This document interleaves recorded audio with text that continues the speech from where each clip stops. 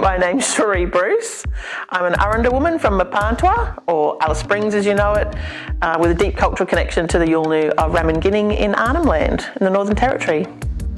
I'm a PhD scholar and I'm also a research officer with Professor Yasmina Sultan Bawa at the Centre for Nutrition and Food Sciences. Fungi's always been a part of, the connection to country, so walking country when you're with women, doing women's business and collecting food and hearing the stories, especially in the wet season of course. There's lots of fungi, but even in the dry, there's lots of fungi that are persistent on the trees. So my research is looking at traditional Aboriginal fungi knowledge.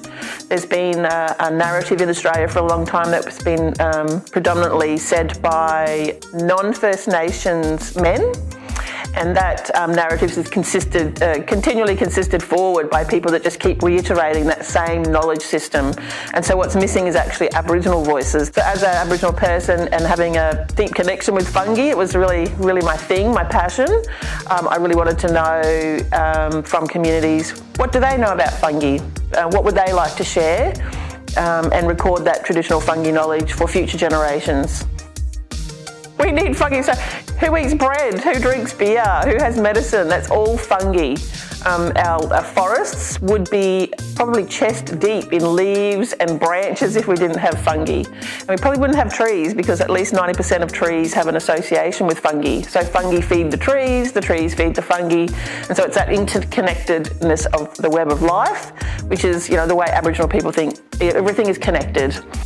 I had hoped there would be more Aboriginal people Torres Strait Islander people in this centre, that food and nutrition, and there's a lot of work being done on bush tucker in this centre. So I hope that I can help guide a path for others to follow, because there's so much traditional First Nations knowledge, science. We are the world's first scientists. We've been doing it for a long time.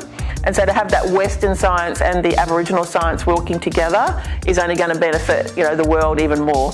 My primary supervisor is Professor Yasmina Sultan Bawa, and it was her work on the Kakadu plum that led me to finding her and, understanding her deep connection to communities, especially in the northern part of Australia, where I've spent a lot of, my life, deeply resonated with me. So it took me a while to find the right PhD supervisor.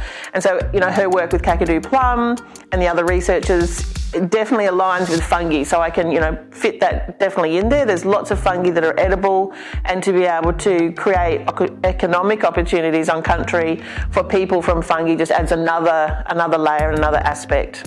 I'll go back and have a look at whose country those samples were taken on, and I'll go back to community and say, this was found on your, on your country, and this information comes back to them. And that's the other thing with UQ, the ethics and all the requirements around proper right way with Aboriginal mobs been excellent. So very exciting.